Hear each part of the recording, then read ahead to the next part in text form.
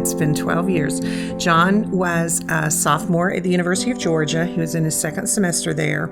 He came home for his spring break, and he went to Sharp Top Cove in Jasper, Georgia, to chaperone a youth group trip. They went to breakfast, and he commented to one of the camp counselors that his boys were awake all night, and therefore he had a headache. He thought from the lack of sleep, I believe, and he took some Advil for the headache, and they proceeded to have breakfast. At breakfast, he collapsed. They airlifted him to Grady, where he spent a month. We had not seen him at the time, but my husband guessed it. He said it was an aneurysm, wasn't it? My recovery, it was scary for me too, because honestly, I have 4 weeks of my life I have no memory of. I don't remember being in the ICU. They took him into surgery immediately.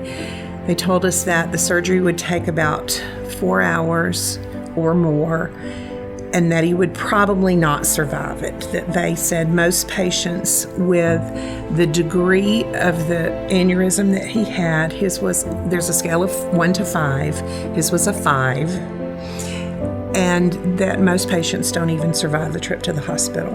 The first thing I know, I'm at the Shepherd Center. I spent 9 weeks struggling to comprehend what's going on, so I get discharged after 9 weeks, and I go to outpatient therapy, and so I spend another 6 months in outpatient therapy. It's almost 2 years post, and I finally think it was time to start looking for work. After floundering a little bit, I think that's what we did. We floundered. We didn't know what to do, and his vocational rehabilitation counselor from the state put us in touch with Goodwill. You can't fully think that there's always going to be someone there coddling you. There's going to be someone there to help you and someone who's going to show you the avenues. It was just very helpful just to talk with my job coach on a weekly basis. We either communicated via email or on phone. She said she wants me to come meet with other people, to interview at other stores and see even if they had a position that would work for my situation. John's job coach helped him. I believe that she said, "John, I've completed an application for you, and so, but the rest is up to you."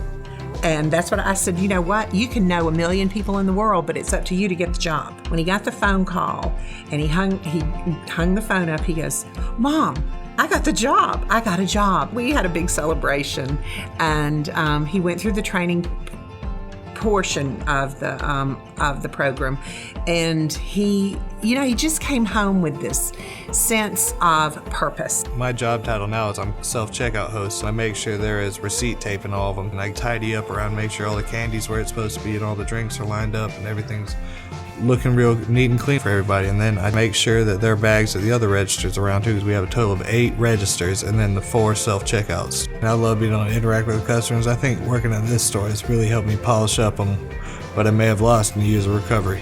If I didn't have Goodwill, honestly, I would just be looking at places to volunteer and hopefully eventually get my foot in the door, because there was so many times I was down in the dumps thinking I wasn't going to get any better, but then as soon as I started realizing there's normalcy in life and I was not going to be stuck in a rut forever, I realized, you know what, as much as we think life is tough, nothing's going to knock us all the way down.